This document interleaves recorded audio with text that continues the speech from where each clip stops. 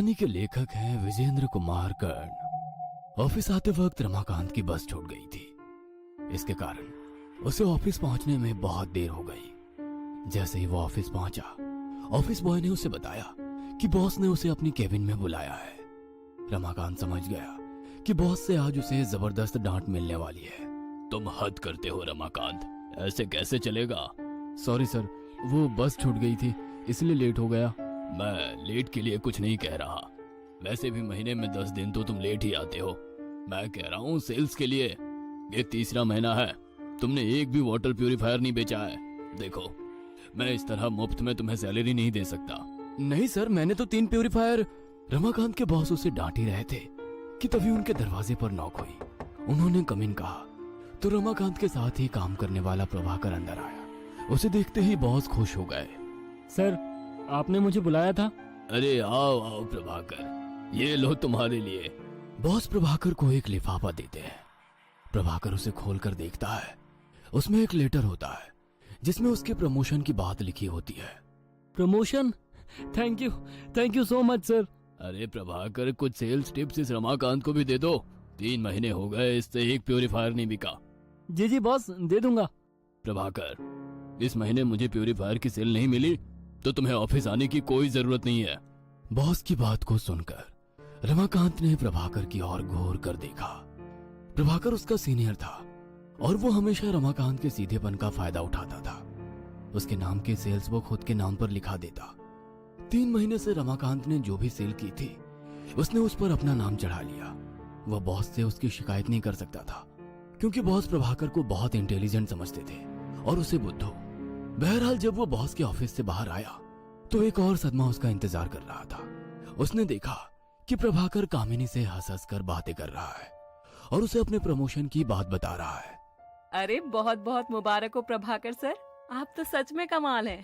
अरे कमाल वमाल कुछ नहीं है कामिनी, बस मेहनत करता हूँ, बाकी सब ऊपर वाले के हाथ में है। अच्छा कामिनी, अगर तुम आज फ्री हो तो हम शाम को कॉफी पीने चले? क्यों नहीं सर, ये तो मेरा सौभाग्य होगा कि आपके जैसे सीनियर के साथ कुछ वक्त बिताने का मौका मिलेगा। रमाकांत कामिनी को बहुत पसंद करता था। मन ही मन उसने तो कामिनी और उसके शादी के बाद होने वाले बच्चे तक का नाम सोच रखा था।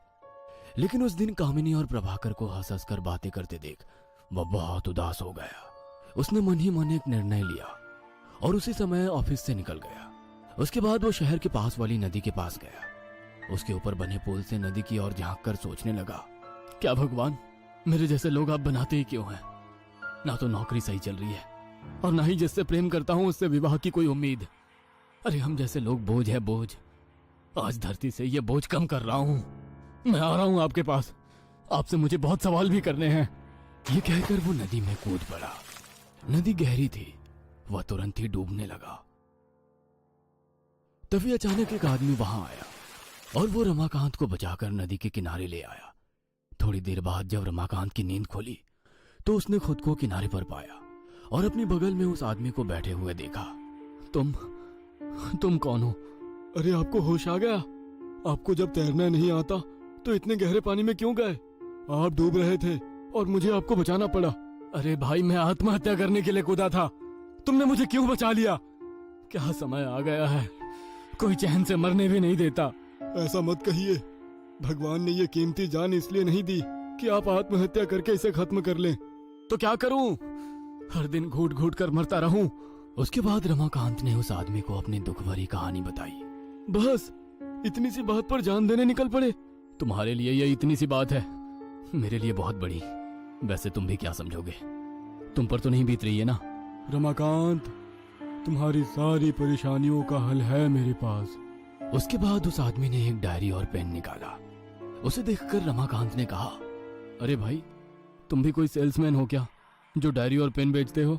ये कोई मामूली डायरी और पेन नहीं है, ये जादुई है। इसके हर एक पन्ने पर तुम एक विश लिख सकते हो। जैसे ही तुम वो विश लिखोगे तुम्हारी वो विश पूरी हो जाएगी। अरे भाई, सुबह से कोई नहीं मिला है क्या तुम्हें? देखो, मैं पहले से ही बहुत परेशान हूँ, प्लीज मुझे छोड़ दो। रमाकांत, मैं झूठ नहीं बोल रहा, एक बार लिख कर तो देखो विश। रमाकांत को विश्वास तो नहीं था, लेकिन फिर भी उसने पहली विश उस डायरी पर यह लिखी कि उसे 10,000 रुपए मिल जाए। जैसे ही उसने विश लिखी, उसके हाथ में 10,000 रुपए आ गए। उसे अपनी आंखों पर भरोसा नहीं हो रहा था। थोड़ी देर तक वो उन नोटों को देखता रहा। फिर उस आदमी से पूछा, तुम क्या कोई जादूगर हो? नहीं, मैं जादूगर नहीं, जिन्न हूँ। तुम फिर से शुरू हो गए। भला जिन्न भी कहीं ऐसे होते हैं? होते हैं रमाकांत, हम किसी का भी रूप धारण कर सकते हैं।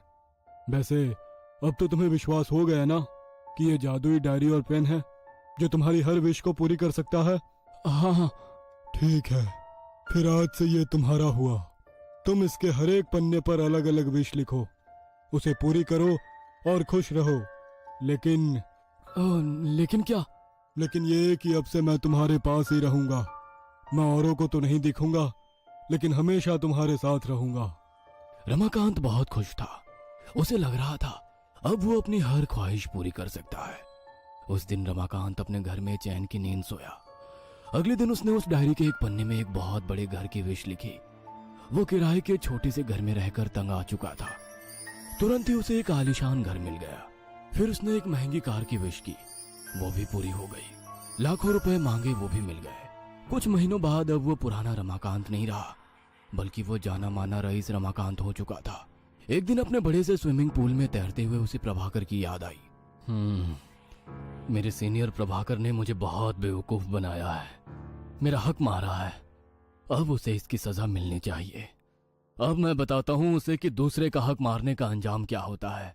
उसके चलते मेरी नौकरी खतरे में आई थी ना, अब उसकी नौकरी भी नहीं बचेगी। उसके बाद रमाकांत ने उस डायरी में लिखा कि प्रभाकर बीच मीटिंग में सबके सामने बॉस को जूते से मारे। इधर उसने विश लिखा, उधर वो पूरा हो गया। प्रभाकर के जूता मारने के कारण उसके बॉस ने उसे नौकरी से निकाल दिया। रमाकांत ये जानकर बहुत खुश हुआ। अब तो रमाकांत उस डायरी और पेन से कहीं गैर जरूरी चीजों की मांग भी करने लगा। धीरे धीरे डायरी के पन्ने कम होने लगे। एक दिन जब डायरी में सिर्फ आखिरी पन्ना बचा तो उसे अपनी मोहब्बत कामिनी की याद आई। आज मेरे पास सब कुछ है, सब कुछ, दौलत, शोहरत, महंगी गाड़ी, आलीशान घर, बस मेरी महबूबा कामिनी ही नहीं है। मुझे नहीं लगता है अब उसे मेरे पास आने से कोई दिक्कत होगी। रानी की तरह रखूंगा मैं उसे, रानी की तरह। आज इस डायरी में आखिरी विश लिखकर उससे शादी कर लूं, फिर जिंदगी आराम से कटेगी। ये सोचकर वो डायरी के आखिरी पन्ने में अपनी आखिरी विश लिखने लगा।